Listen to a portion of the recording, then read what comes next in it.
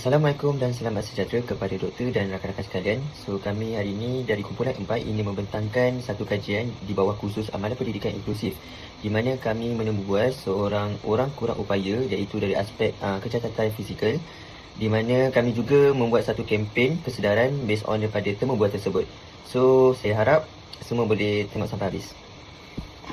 Okey, next, berikut merupakan ahli kumpulan kami iaitu terdiri daripada 5 orang ahli, iaitu termasuklah saya, Muhammad Izzah Maris bin Zainal, Muhammad Amirul Akil, Muhammad Adi bin Sofi, Hanya Sofia binti Cik Hasan dan akhir sekali Ifan Nazura binti Nazri. Okey, sebelum kita pergi lebih jauh iaitu berkaitan biodata maupun data belakang responden yang kami temubual, saya nak cerita sikit apa itu OKU fizikal. OKU fizikal ini ialah individu yang mengalami kecacatan ataupun ketidakupayaan pada anggota badan ataupun sistem pergerakan sama ada sejak lahir ataupun disebabkan oleh penyakit, kemalangan ataupun faktor kesihatan tertentulah. Ketidakupayaan ini memberi kesan terhadap keupayaan seseorang untuk bergerak, berjalan, berdiri atau menggunakan anggota badan dengan sempurna. Walaupun mempunyai ketebasan dari segi fizikal, golongan OKU fizikal ini masih berupaya dari segi kehidupan secara berdikari dan proaktif sekiranya diberikan sokongan, kemudahan yang sesuai serta peluang yang ada dalam masyarakat.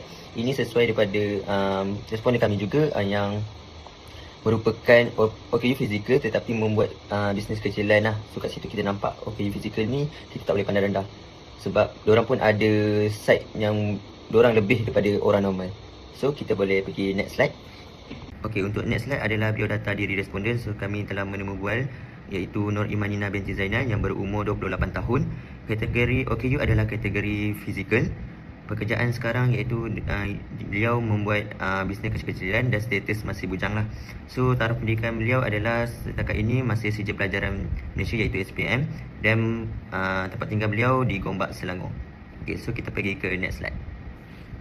Untuk slide ini saya akan terus kepada soalan temubual, iaitu soalan pertama, bagaimana keadaan ini bermula? Menurut responden kami iaitu Nur Imanina binti Zainal, keadaan beliau menjadi seorang kurang upaya bermula sejak lahir apabila beliau didapati mengalami masalah hidrokefalis dan spinal bifida iaitu di bahagian belakang tulang belakang badan. Keadaan ini menyebabkan beliau dikategorikan sebagai orang kurang upaya dari segi kecacatan fizikal.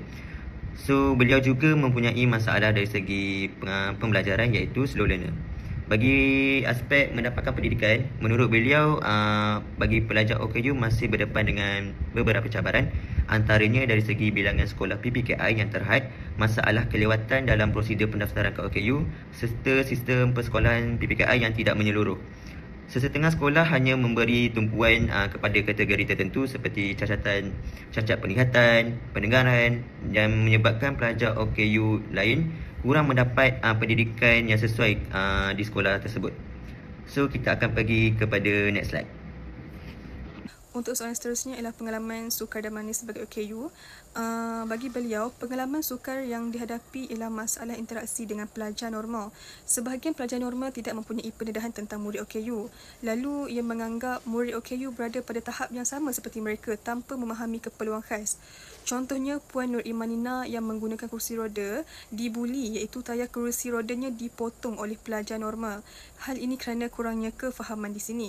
Cabaran ini berterusan kerana masih ada pelajar normal yang sukar menerima perbezaan, memberi kesan kepada emosi dan sosial murid OKU.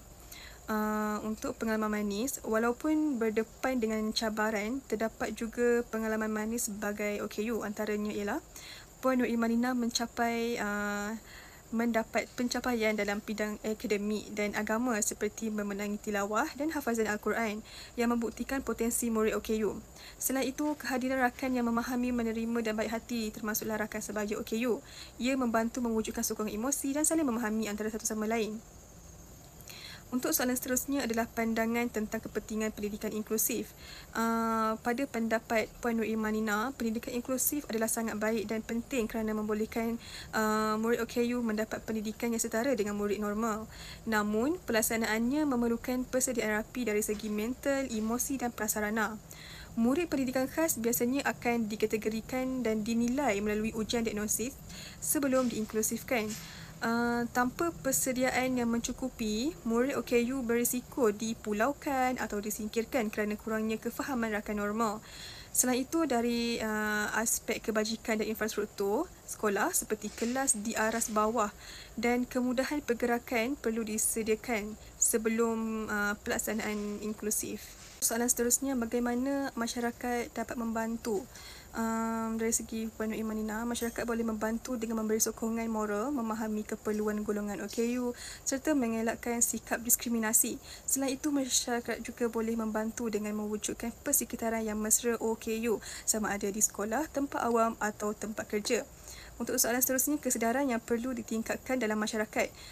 Bagi Puan Nur Imanina, kesedaran masyarakat perlu ditingkatkan terutamanya terhadap aspek mental dan emosi golongan OKU kerana tidak semua orang memahami cara pemikiran mereka. Masyarakat juga perlu dididik untuk lebih memahami, menghormati dan menerima golongan OKU kerana orang normal tidak berada di tempat mereka. Selain itu, kesedaran aspek kesihatan perlu ditingkatkan termasuk penggunaan teknologi dan AI untuk membantu golongan OKU. Peranan media massa juga penting dalam menyebarkan maklumat peluang kerjaya serta menjalankan kempen masyarakat penyayang termasuk aktiviti sukan dan program KAS OKU agar mereka lebih berani dan yakin untuk berinteraksi dengan masyarakat. Okey, slide seterusnya adalah hasil dapatan temu bual yang kami kempen yang kami jalankan. Kami mendapati bahawa tahap kesedaran masyarakat terhadap golongan OKU ni masih berada di tahap yang rendah, tahap yang kurang memuaskan. Ramai yang masih kurang memahami keperluan ataupun cabaran ataupun masalah serta hak golongan OKU dalam kehidupan seharian. So masyarakat ni belum mengambil berat tentang orang OKU, apa mereka jalani. Okay. Seterusnya, hasil temu bual ini juga kami dapati bahawa golongan OKU ni dipinggirkan ataupun disisihkan oleh masyarakat. Dan mereka bukan sahaja kurang diberi peluang, malah menjadi masa diskriminasi dan buli, sama ada di sekolah ataupun di tempat-tempat awam lah. Maksudnya macam ada satu buat program tapi orang tertentu je yang boleh join program tersebut. Malah orang OKU ni tak boleh join, disisihkan. Dan mereka juga sepatutnya boleh bersama masyarakat, tak kira apa jua yang mereka ada. Akhir sekali, kemudahan pendidikan mesra OKU ni masih tidak mencukupi. Antaranya dari segi akses fizikal seperti laluan kas, faham pembelajaran ataupun tempat parking ataupun tandas. So dan benda itu juga adalah serta sokongan khas daripada pihak berkaitan yang menyukarkan golongan OKU untuk mendapatkan pendidikan yang sastera. Okey, untuk cadangan yang pertama ialah melaksanakan kempen kesedaran secara berterusan. Kempen kesedaran yang dijalankan secara berterusan dapat meningkatkan tahap kefahaman masyarakat terhadap golongan OKU. Melalui kempen ini, masyarakat didedahkan dengan maklumat tentang cabaran, hak serta keperluan OKU dalam kehidupan seharian. Pendedahan yang konsisten dapat membentuk sikap empati, mengurangkan salah faham dan seterusnya mewujudkan penerimaan yang lebih positif terhadap golongan OKU. Okey, cadangan yang kedua ialah menganjurkan program inklusif. Penganjuran program inklusif yang melibatkan penyertaan OKU dan bukan OKU dapat menggalakkan interaksi sosial yang sihat. Program seperti aktiviti komuniti, sukan atau bengkel bersama mampu meningkatkan rasa penerimaan serta mengurangkan diskriminasi terhadap golongan OKU. Melalui pengalaman secara langsung, masyarakat dapat memahami bahawa OKU juga mempunyai kebolehan dan potensi yang sama. Cadangan yang terakhir ialah menambah baik penyediaan kemudahan dan akses mesra OKU. Penyediaan kemudahan dan akses mesra OKU di ruang awam sangat penting bagi memastikan golongan OKU dapat bergerak dan menjalani kehidupan dengan lebih selesa dan berdikari. Kemudahan seperti laluan kursi roda, lift, tandas khas dan juga tempat letak kenderaan OKU perlu disediakan dan diselenggara dengan baik. Langkah ini bukan sahaja membantu OKU, malah mencerminkan keprihatinan masyarakat terhadap keperluan semua golongan. Okey, yang seterusnya, berikut merupakan gambar temu bual yang telah dijalankan secara dalam talian kepada Nur Imanina binti Zainal. Slide ini menunjukkan kempen yang kami jalankan, di mana kempen ini juga dapat impak yang positif kepada sasaran yang kami tujukan lah. Okey, seterusnya slide ini juga menerangkan tujuan kempen yang kami jalankan. Antara tujuan kempen ini adalah untuk mengenal pasti cabaran yang dihadapi oleh golongan OKU dalam kehidupan seharian. So kita nak tahu apa cabaran ataupun apa yang mereka rasa macam dia perlukan teruskan kehidupan dalam seharian walaupun benda itu sukar. Selain itu, kempen ini juga bertujuan untuk memahami tahap kesedaran masyarakat terhadap keperluan serta hak golongan OKU. So kita nak tahu masyarakat ni tahu tak apa hak OKU apa yang keperluan OKU, macam seperti kursi roda ataupun parking. Akhir sekali, kempen ini dijalankan untuk mendalami pandangan masyarakat terhadap kempen atau program yang dilaksanakan khusus untuk golongan OKU. So kita nak tahu kempen ataupun program ni ada dapat benefit, dapat kebaikan ataupun macam tak perlu pun kempen ni sebenarnya untuk memberi kesedaran. Slide ini menunjukkan bahan kempen yang digunakan dalam kempen kami jalankan, seperti kempen All-in-One bagi menyokong amalan pendidikan inklusif. Bahan pertama dan kedua merupakan poster peringatan seperti One Day Left, Two Day Left bagi tujuan untuk menarik perhatian kepada masyarakat tentang program kami. Seterusnya, poster Coming Soon digunakan sebagai macam untuk masyarakat rasa ingin tahu apa program kami jalankan, apa program kami laksanakan, bila program kami bermula. Manakala poster utama kempen All-in-One ini berfungsi untuk bahan promosi rasmi yang mempaparkan maklumat penting seperti macam apa objektif kami, apa tujuan kami dalam kempen ini. So untuk mencapai sasaran dan impak positif kepada masyarakat, untuk memberi kefahaman ataupun keprihatinan kepada golongan OKU. Secara keseluruhannya, bahan-bahan kempen ini kami buat secara berperingkat dan memproses di platform media sosial untuk masyarakat tahu sedar.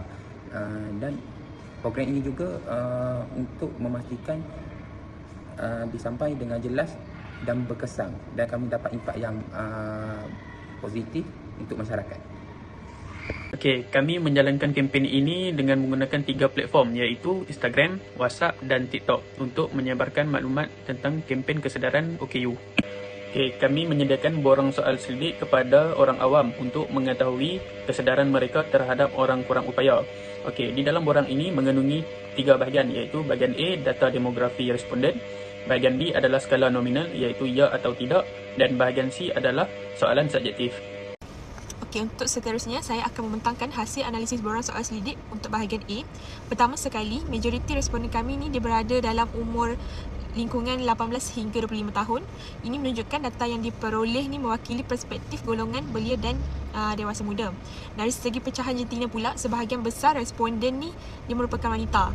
Makluman jantina ni sangat penting untuk bantu kami mengenal pasti sudut pandangan yang lebih spesifik dalam kajian ini. Responden kami pula dia terdiri daripada golongan awam di sekitar kawasan UKM. Jadi secara keseluruhan dia, maklum balas yang diterima ni dia mencerminkan pandangan masyarakat umum terhadap orang kurang upaya. Kami merumuskan bahawa profil demografi ini sangat sesuai dan relevan untuk menilai tahap kesedaran awam berkaitan dengan OKU fizikal. Seterusnya kita akan masuk ke bahagian B dan C, iaitu kita nak lihat bagaimana persepsi masyarakat tentang keberkesanan kempen dan keperluan golongan OKU. Majoriti responden bersetuju bahawa kempen kesedaran adalah langkah paling berkesan untuk meningkatkan kefahaman masyarakat tentang orang kurang upaya ni. Kebanyakan responden berpendapat lebih banyak kemudahan awam perlu disediakan secara khusus untuk mereka, memandangkan sebilangan besar merasakan golongan OKU ni masih belum menerima layanan yang adil dalam masyarakat buat masa ini. Satu penemuan yang positif adalah kebanyakan peserta kajian menyatakan kesediaan mereka untuk membantu golongan OKU ni apabila diperlukan. Untuk bahagian C pula, sebahagian besar responden percaya bahawa masyarakat perlu sedar bahawa golongan OKU ni dia mempunyai hak yang sama seperti individu lain. Responden juga yakin bahawa kempen kesedaran yang berterusan mampu mengurangkan stigma negatif terhadap golongan ini. Hampir keseluruhan responden berpendapat bahawa dengan adanya kemudahan yang sesuai dan mudah diakses, ia secara langsung akan meningkatkan kebebasan serta keselesaan pergerakan golongan OKU. Jadi, berdasarkan maklum balas ini, beberapa cadangan utama yang telah dikenal pasti adalah: yang pertama, mewujudkan pendidikan inklusif dan sokongan emosi yang lebih mantap. Yang kedua, menambah baik fasiliti fizikal seperti laluan kursi roda dan tandas khas. Dan yang terakhir, menganjurkan kempen yang memperkasakan golongan OKU agar mereka lebih berani dan yakin untuk berinteraksi dengan masyarakat. Okey, untuk rumusan, yang pertama adalah kempen kesedaran penting untuk meningkatkan kefahaman masyarakat tentang OKU fizikal. Yang kedua adalah kesedaran membantu mengurangkan diskriminasi dan mengubah persepsi negatif terhadap orang kurang upaya.